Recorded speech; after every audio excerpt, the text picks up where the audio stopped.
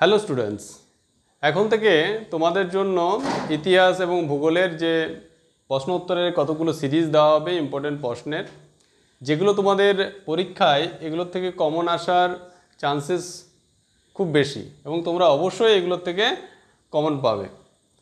তো তোমরা আমাদের এই চ্যানেলটা তাহলে দেখতে থাকো এবং সাবস্ক্রাইব করে নাও, এবং ভালো লাগলে অবশ্যই লাইক করবে এবং তোমাদের মতামত কমেন্টে জানাবে। চলো তাহলে শুরু করা যাক আমাদের আজকের ক্লাস, ইতিহাসের ক্লাস, যেটা 50টা প্রশ্নের একটা সেট দেওয়া আছে, সেটা তোমাদের সাথে দেখা যাক। তো তাহলে প্রথম প্রশ্ন, শকাব্দ কে প্রচলন করেন? শকাব্দ প্রচলন করেন কনিষ্ক, কুষাণ সম্রাট কনিষ্ক। কত না 78 খ্রিস্টাব্দে। ওকে, পরের প্রশ্ন, বুদ্ধচরিত কে রচনা করেন?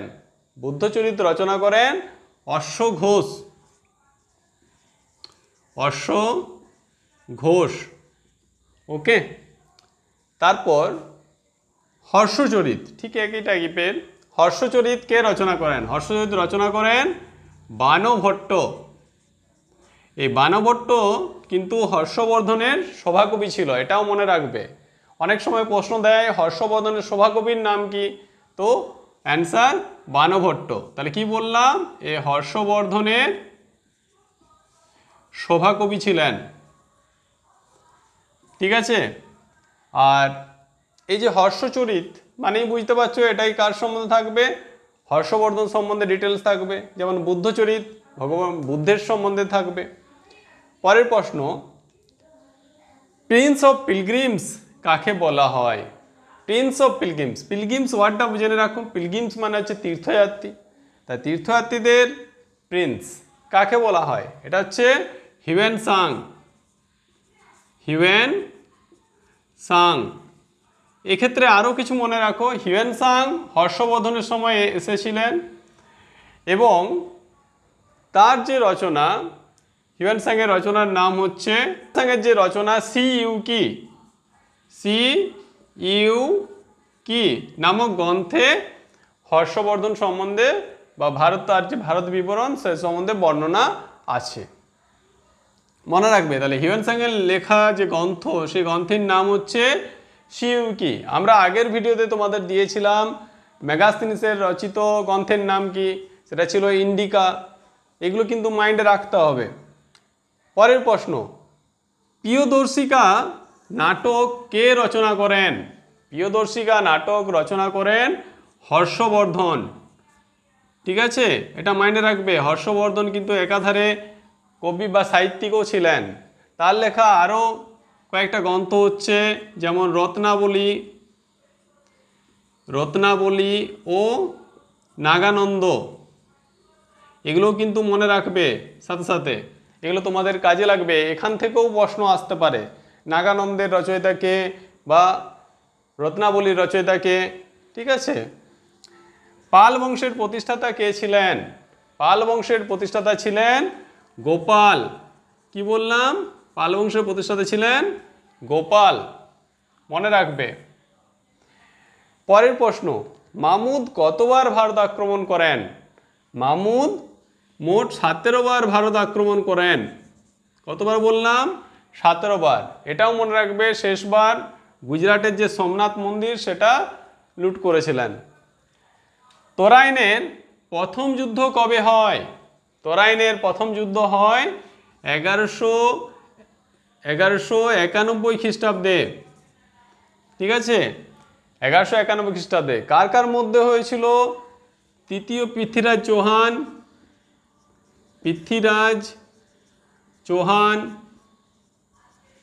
ঠিক আছে, তৃতীয় মনে রাখবে, তৃতীয় পৃথ্বীরাজ চৌহান, এর সাথে মোহাম্মদ ঘোরি। ঠিক আছে, এবারে মাইন্ডে রাখবে তাহলে পৃথ্বীরাজ চৌহান এর সাথে মোহাম্মদ ঘোরির হয়েছিল, এবং এই তরাইনের প্রথম যুদ্ধে পৃথ্বীরাজ চৌহান কিন্তু মোহাম্মদ ঘোরিকে পরাজিত করেছিল। ঠিক আছে, এর পরের বছর, দ্যাট মিন্স 1192 খ্রিস্টাব্দে তরাইনের দ্বিতীয় যুদ্ধ হয়। মানে মোহাম্মদ ঘুরি আবার আক্রমণ করে পৃথ্বীরাজ চৌহানকে কিছু ক্ষত্রিয় রাজাদের সহযোগিতা নিয়ে, ঠিক আছে। এবং এই যুদ্ধে তিনি পৃথ্বীরাজ চৌহানকে পরাজিত করেন এবং নিহতও করেন, ঠিক আছে। এবং ভারতে যে মুসলিম সাম্রাজ্য প্রতিষ্ঠা করেন। তাহলে মনে রাখতে হবে ভারতে মুসলিম সাম্রাজ্য প্রতিষ্ঠা করেন মোহাম্মদ ঘুরি। পরবর্তী প্রশ্ন, দাস বংশের প্রতিষ্ঠাতা কে ছিলেন? দাস বংশের প্রতিষ্ঠাতা হচ্ছেন কুতুবউদ্দিন আইবক। কি বললাম? কুতুবউদ্দিন আইবক। এই মোমেন্টে আরেকটা জিনিস মনে রাখো, দাস বংশের আরেকটা নাম হচ্ছে মামুলক বংশ। কি বললাম? মামুলক বংশ। মামুলক মানেও কিন্তু দাস। এবার মনে রাখো কুতুবউদ্দিন আইবক ইলতুৎমিশের জামাতা ছিলেন। কি বললাম? ইলতুৎমিশের জামাতা ছিলেন। মানে ইলতুৎমিশ তার মেয়ের বা কন্যার বিবাহ তার যে দাস তার কুতুবউদ্দিন আইবকের সাথে দিয়েছিলেন। তারপর কুতুবউদ্দিন আইবকের থেকে দাস বংশের সূচনা ঘটে। এবার কুতুবউদ্দিন আইবক সম্বন্ধে মনে রাখতে হবে কতগুলো জিনিস। দাস বংশের প্রতিষ্ঠাতা, তাছাড়াও তিনি কুতুব মিনার যেটা, ঠিক আছে, সেটা প্রতিষ্ঠা করেছিলেন। কার স্মৃতির উর্তে? এটাও মনে রাখবে, চিস্তি সম্প্রদায়ের সুফি সন্ত খাজা মঈনুদ্দিন চিস্তির স্মৃতির উদ্দেশ্যে। কি বললাম? খাজা মঈনুদ্দিন চিস্তি, ইনি চিস্তি সম্প্রদায়ের একজন সুফি সন্ত ছিলেন। তার স্মৃতির উদ্দেশ্যে কুতুব মিনার প্রতিষ্ঠা করেন। কোশ্চেন নম্বর 10, ইকতা প্রথাকে প্রচলন করেন? ইকতা প্রথা প্রচলন করেন ইলতুৎমিশ, ঠিক আছে। ইকতা প্রথা প্রবর্তন করেন ইলতুৎমিশ। পরবর্তী প্রশ্ন, কৌলিন্য প্রথাকে প্রচলন করেন? কৌলিন্য প্রথা প্রচলন করেন বল্লাল সেন, ঠিক আছে। কৌলিন্য প্রথা বা কুলীন প্রথা বলা হয় এটাকে। কে প্রচলন করেন? না, বল্লাল সেন। এই বল্লাল সেন সম্বন্ধে আরও কতগুলো জিনিস জানা দরকার, যেটা আমাদের পরবর্তী প্রশ্নে দেওয়া আছে। দান সাগর ও অদ্ভুত সাগর গ্রন্থ দুটির রচয়িতা কে? দান সাগর ও অদ্ভুত সাগর গ্রন্থ দুটির রচয়িতা হলো বল্লাল সেন, ঠিক আছে। এবার এই প্রসঙ্গে একটা জিনিস মনে রাখতে হবে, এই অদ্ভুত সাগর গ্রন্থটা কিন্তু বল্লাল সেন সম্পূর্ণ শেষ করতে পারেননি, অসম্পূর্ণ অবস্থায় মারা যান। এই অসম্পূর্ণ গ্রন্থটা শেষ করেছিলেন বল্লাল সেনের ছেলে লক্ষণ সেন। অনেক সময় এটাও প্রশ্ন দেয় যে অদ্ভুত সাগর গ্রন্থের রচনা সম্পূর্ণ কে করেন? তখন কিন্তু হবে লক্ষণ সেন, ওকে, বল্লাল সেনের ছেলে। কিন্তু যদি কোশ্চেনটা এভাবে আসে যে দান সাগর ও অদ্ভুত সাগর গ্রন্থ দুটির রচয়িতা কে, তখন কিন্তু বলতে হবে বল্লাল সেন, ওকে। পরবর্তী প্রশ্ন, বাংলার অক্সফোর্ড নামে পরিচিত কোন অঞ্চল? বাংলার অক্সফোর্ড বলা হয় নবদ্বীপকে, ওকে, মনে রাখবে নবদ্বীপ মানে হচ্ছে শ্রী চৈতন্য মহাপ্রভুর জন্মস্থান। নদিয়া জেলার অন্তর্গত, এটা পশ্চিমবঙ্গের নদিয়া জেলার অন্তর্গত নবদ্বীপ। আর শ্রী চৈতন্য মহাপ্রভুকে বৈষ্ণব সম্প্রদায়ের প্রবর্তক। নেক্সট, পাল যুগের শ্রেষ্ঠ কবি কে? খুব ইম্পর্টেন্ট কোশ্চেন। পাল যুগের শ্রেষ্ঠ কবি হলো সন্ধ্যাকর নন্দী।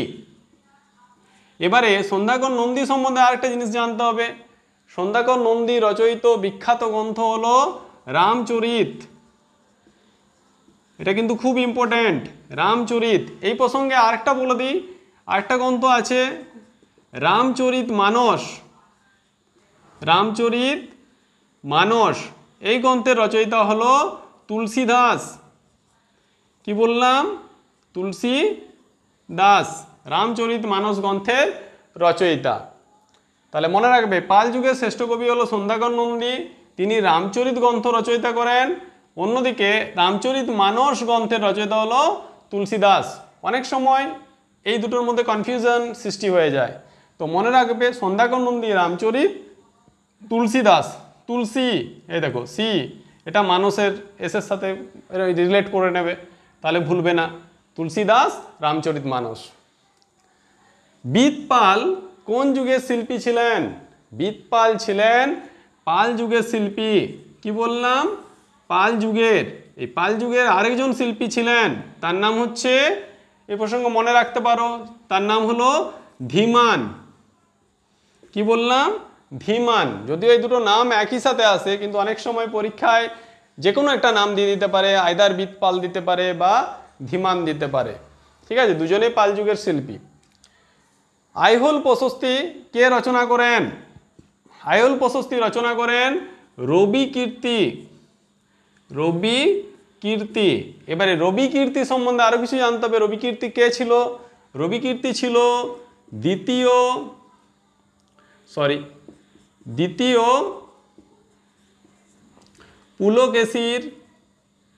পুলকেশীর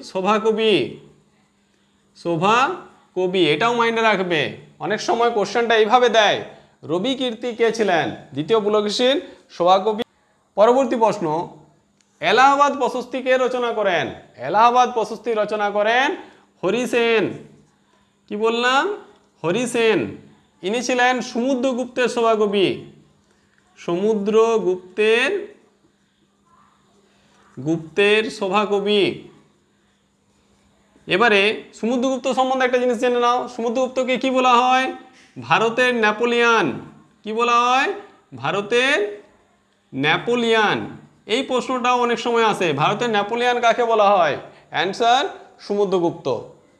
আর মেন প্রশ্ন যেটা ছিল, এলাহাবাদ প্রশস্তিকে রচনা করেন হরিসেন। হরিসেন ছিলেন সমুদ্রগুপ্তের সভাকবি। সমুদ্রগুপ্তকে ভারতের নেপোলিয়ান বলা হয়। তারপর 40 চক্র কে প্রবর্তন করেন? 40 চক্র প্রবর্তন করেন ইলতুৎমিশ। কি বললাম? ইলতুৎমিশ। এই 40 চক্রকে আরেকটা নামে বলা হয় বন্দেগান-ই চেহেলগানি। কি বললাম? বন্দেগান-ই চেহেলগানি। পরবর্তী প্রশ্ন, খলজি বংশের প্রতিষ্ঠাতা কে? খলজি বংশের প্রতিষ্ঠাতা হলো জালালউদ্দিন খলজি। ঠিক আছে, এই খলজি বংশের শ্রেষ্ঠ সম্রাট ছিলেন আলাউদ্দিন খলজি। কি বললাম? এই জালালউদ্দিনের ছেলে আলাউদ্দিন খলজি। দেখো question number 20, kingship knows no kinship, এই মতে বিশ্বাসী কে? কিংশিপ মানে রাজত্ব কোনো আত্মীয়তায় বিশ্বাসী নয়, এই মতে বিশ্বাসী ছিলেন আলাউদ্দিন খলজি।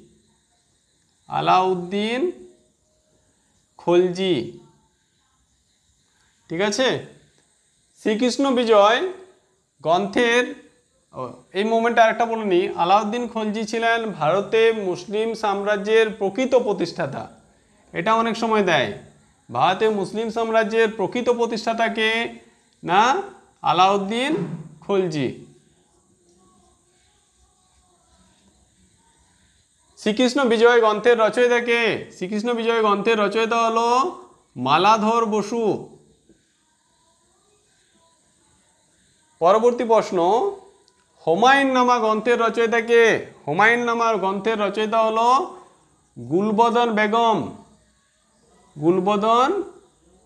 বেগম। এই গুলবদন বেগম ছিলেন বাবরের কন্যা, সম্রাট বাবরের কন্যা। ঠিক আছে, মনে রাখবে। এবং হুমায়ুনের বোন। কি বললাম? বাবরের কন্যা এবং হুমায়ুনের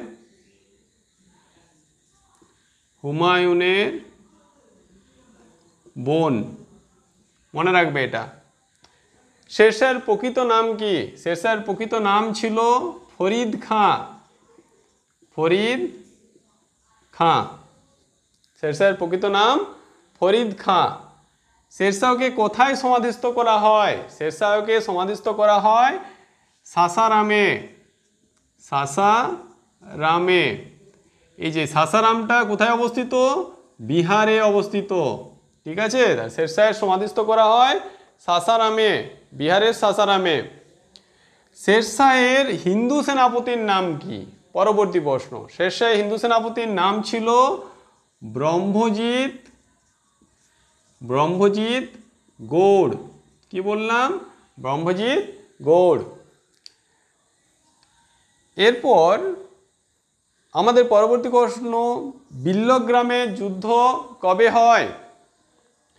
বিল্লগ্রামে যুদ্ধ হয় 1540 খ্রিস্টাব্দের 17 জুন।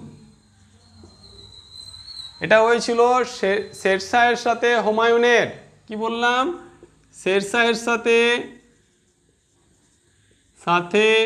হুমায়ুনের, ঠিক আছে। শেরশাহ এবং হুমায়ুনের আরেকটা যুদ্ধ হয়েছিল যেটা 1539 খ্রিস্টাব্দে হয়েছিল, এটার নাম হচ্ছে চৌসারের যুদ্ধ। কি বললাম, চৌসারের যুদ্ধ, মনে রাখবে। তাই চৌসারের যুদ্ধ 1539 খ্রিস্টাব্দে, বিল্লগ্রামের যুদ্ধ 1540 খ্রিস্টাব্দে। কাদের মধ্যে হয়? শেরশাহ এবং হুমায়ুনের মধ্যে। পরবর্তী প্রশ্ন, শেরশাহ কবে মারা যান? শেরশাহ মারা যান 1545 খ্রিস্টাব্দে। এক্ষেত্রে মনে রাখবে শেরশাহের মৃত্যু কিন্তু একটা অ্যাক্সিডেন্টের ফলে হয়েছিল, যেটা হচ্ছে কালিঞ্জর দুর্গ। কালিঞ্জর দুর্গ আক্রমণের সময় বারুদের স্তূপে বিস্ফোরণ ঘটে যায়, তার ফলে শেরশাহের মৃত্যু ঘটে। খুবই প্যাথেটিক ডেথ। নেক্সট, খানোয়ার যুদ্ধ। খানোয়ার যুদ্ধ কবে হয়?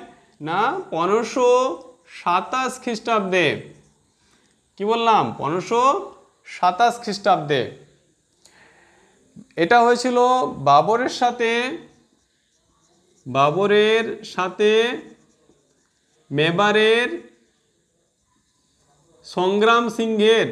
কি বললাম? সংগ্রাম সিংহের, ঠিক আছে, বাবরের সাথে মেবারের সংগ্রাম সিংহের। পরবর্তী প্রশ্ন, পানিপথের প্রথম যুদ্ধ কখন হয়? এটা হয়েছিল 1526 খ্রিস্টাব্দে। ছিল তখন ভারতে লোধি সাম্রাজ্য বিরাজ ছিল, তো লোধি সাম্রাজ্যের যে ইব্রাহিম লোধি, তাদের সাথে হয়েছিল 1526 খ্রিস্টাব্দে। এটা আরেকটু মনে রাখবে, 1526 খ্রিস্টাব্দের 21শে এপ্রিল। অনেক সময় ডেটটাও মেনশন করে দেয়, যদি খুব টাফ কোশ্চেন হয় তাহলে ডেটটাও মাইন্ডে রাখবে। 1526 খ্রিস্টাব্দের 21শে এপ্রিল।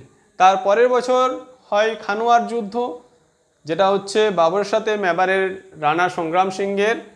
এই পানিপথের প্রথম যুদ্ধ হচ্ছে 1526, দ্বিতীয় হয়েছিল 1556 খ্রিস্টাব্দে। তখন ছিল আকবর। অ্যাকচুয়ালি আকবরের যে অভিভাবক ছিল তার নাম তোমরা জানো বৈরাম খাঁ। তো আকবর তখন খুব ছোট ছিলেন, তো আকবরের অভিভাবক বৈরাম খাঁয়ের সাথে আফগানদের হয়েছিল, মনে রাখবে এটা। আর নেক্সট আরেকটা প্রশ্ন মনে রাখবে, পানিপথের প্রান্তরে তৃতীয় যুদ্ধ, সেটা হয়েছিল 1761 খ্রিস্টাব্দে। কি বললাম? 1761 খ্রিস্টাব্দে পানিপথের তৃতীয় যুদ্ধ। শিবাজির রাজ্যাভিষেক কবে হয়? শিবাজির রাজ্যাভিষেক হয় 1674 খ্রিস্টাব্দে। আরেকটা জিনিস মনে রাখবে কোথায় হয়, সেটা হলো রায়গড় দুর্গে, ঠিক আছে। শিবাজি কি উপাধি নিয়েছিলেন? শিবাজি রাজ্যাভিষেকের সময় যে দুটো উপাধি নেয় সেটা হলো ছত্রপতি ও গোব্রাহ্মণ প্রতিপালক, ঠিক আছে। তানসেনের পরবর্তী প্রশ্ন, তানসেন নিশ্চয়ই জানো আকবরের রাজসভায় তার স্থান ছিল এবং তিনি একজন বিখ্যাত সঙ্গীতজ্ঞ ছিলেন। তো তানসেনের আসল নাম হলো রামতনু পাণ্ডে। কি বললাম? রামতনু পাণ্ডে। আকবর কবে দ্বীন-ই ইলাহির প্রবর্তন করেন? এই যে দ্বীন-ই ইলাহি, এটা হচ্ছে আকবর প্রবর্তিত একটা ধর্ম, যার অর্থ হলো দেবাদেশ, মানে দেবাদেশ বা স্বর্গীয় একেশ্বরবাদ। তাহলে মনে রাখবে দ্বীন-ই ইলাহির অর্থ হলো দেবাদেশ বা স্বর্গীয় একেশ্বরবাদ। এবার আকবর প্রবর্তন করেন 1582 খ্রিস্টাব্দে। দিন-ই ইলাহির প্রবর্তন করেন 1582 খ্রিস্টাব্দে। দিন-ই ইলাহির অর্থ হলো দেবাদেশ বা স্বর্গীয় একেশ্বরবাদ। পরবর্তী প্রশ্ন, দিন-ই ইলাহি প্রথম কে গ্রহণ করেন? দিন-ই ইলাহি প্রথম গ্রহণ করেন আকবরের একজন সভাসদ, যার নাম হচ্ছে বীরবল। ঠিক আছে, বীরবল প্রথম গ্রহণ করেন। আকবরনামা গ্রন্থের রচয়িতা কে? আকবরনামা গ্রন্থের রচয়িতা হলো আবুল ফজল। আবুল ফজল। এই আকবরনামা আরেকটা নামে পরিচিত, যেটা হলো আইনি আকবরী। কি বললাম? আইনি আকবরী। এটার রচয়িতাও আবুল ফজল। পরবর্তী প্রশ্ন, শিখ ধর্মের প্রতিষ্ঠাতা কে? শিখ ধর্মের প্রতিষ্ঠাতা হলেন গুরু নানক। গুরু নানক। ঠিক আছে, শিখ ধর্মের প্রতিষ্ঠাতা। গুরুমুখী বর্ণমালার স্রষ্টা কে? গুরুমুখী বর্ণমালা। এবারে গুরুপদ, এই যে গুরু নানকের পর পরবর্তী যে পদগুলো সেটা হচ্ছে গুরু পর্যায়ে চলে আসে। সেই দ্বিতীয় শিখ গুরু, গুরু অঙ্গদ। গুরু অঙ্গদ। ঠিক আছে, তাহলে কে ইয়ে করে? দ্বিতীয় শিখ গুরু অঙ্গদ।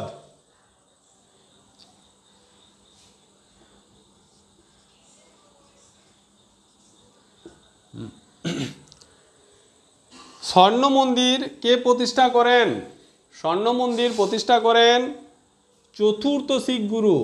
চতুর্থ শিখ গুরু রামদাস। কি বললাম?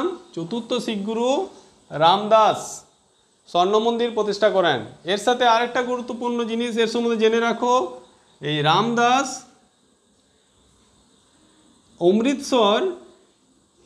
অমৃতসর শহরের প্রতিষ্ঠা করেন। অমৃতসর শহরের প্রতিষ্ঠা করেন। আদিগ্রন্থ বা গ্রন্থ সাহেব সংকলন কার আমলে হয়? আদিগ্রন্থ বা গ্রন্থ সাহেব সংকলন হয় এই পঞ্চম শিখ গুরু, পরে লেখা আছে যদিও, পঞ্চম শিখ গুরু অর্জুন সিংহের আমলে। অর্জুন সিংহের আমলে। এবারে পরবর্তী প্রশ্ন, পঞ্চম শিখ গুরু অর্জুনকে কে হত্যা করেন? পঞ্চম শিখ গুরু অর্জুনকে হত্যা করেন মোগল সম্রাট জাহাঙ্গীর। ঠিক আছে, মোগল সম্রাট জাহাঙ্গীর। দেখো, গুরু শির দিয়া বাট সার না দিয়া। এই যে সার মানে হচ্ছে ধর্ম, এটা মাইন্ডে রাখবে। অনেক সময় এটাতে প্রশ্ন দেয় সার শব্দটির অর্থ কি। তো সার কথাটার অর্থ হলো ধর্ম। গুরু শির দিয়া পর সার না দিয়া বলতে বোঝায় নবম শিখ গুরু তেগ বাহাদুরকে। কি বললাম? তেগ বাহাদুরকে। এ হলো নবম শিখ গুরু। নবম শিখ গুরু। ঠিক আছে, এবার পরবর্তী প্রশ্নে আবার নবম শিখ গুরুকে নিয়ে। তেগ বাহাদুরকে কে হত্যা করেন? তেগ বাহাদুরকে হত্যা করেন ঔরঙ্গজেব। এর সাথে মনে রাখতে হবে ঔরঙ্গজেব আরও একজন শিখ গুরুকে হত্যা করেছিলেন। তিনি ছিলেন হররায়। ইনি সপ্তম শিখ গুরু ছিলেন। সপ্তম শিখ গুরু।